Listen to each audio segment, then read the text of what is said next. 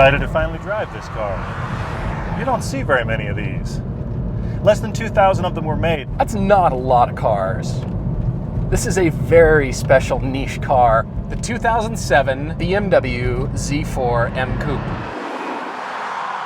And they're not expensive right now, which begs the question, is this the next car to shoot up in value? This is from the Bangle styling years. I don't like pretty much anything about that generation of BMWs, this car being the only real exception. Okay, controversial at the moment in time when the car was introduced, but do you feel that way today? Do you feel that way now looking at this car?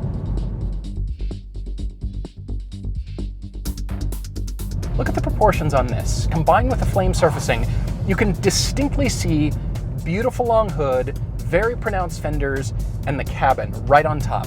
It's delineated by the shut line of the hatch. This is good design.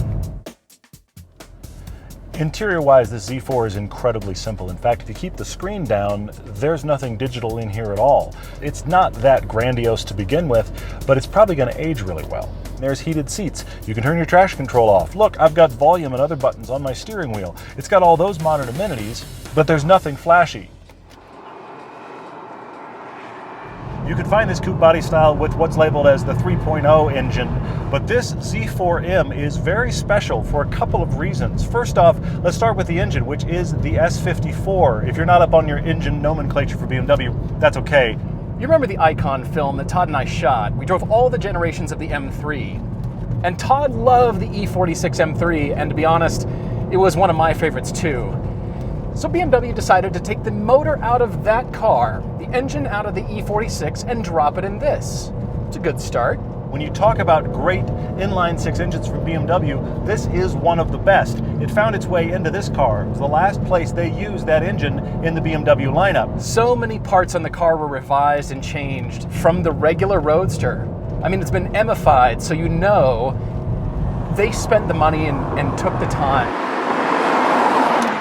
BMWs are all these collection of parts that make this glorious whole car. You almost forget how good this engine is, and then you get the chance to drive it again. You can't find very many of them. It is a spectacular engine that revs so easily. It really is an amazing thing to just run up through the gears. Of course, this is also a manual gearbox, not the best gearbox in the world, but this engine just is so much fun to work with. Who really cares? 3,500, $4 grand, power's just not there. But just wait a moment. Oh wow, there's the power. 6,000, oh wow.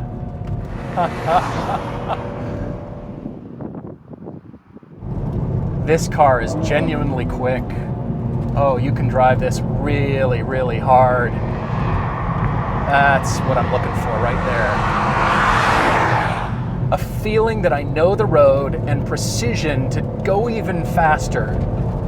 That's what the M car, the Z4M, is all about. This still has a hydraulic steering rack. A lot of the BMWs around it at this era had gone to an electronic assist steering. It's very light, but not a dead spot anywhere. Oh, hydraulic steering is my friend. This weighs about 3,300 pounds, which I have to admit seems a little heavy for a car like this. That rigidity makes up for it because everything in this car is so immediate. There is no slop. It feels like it's carved out of a single block of metal.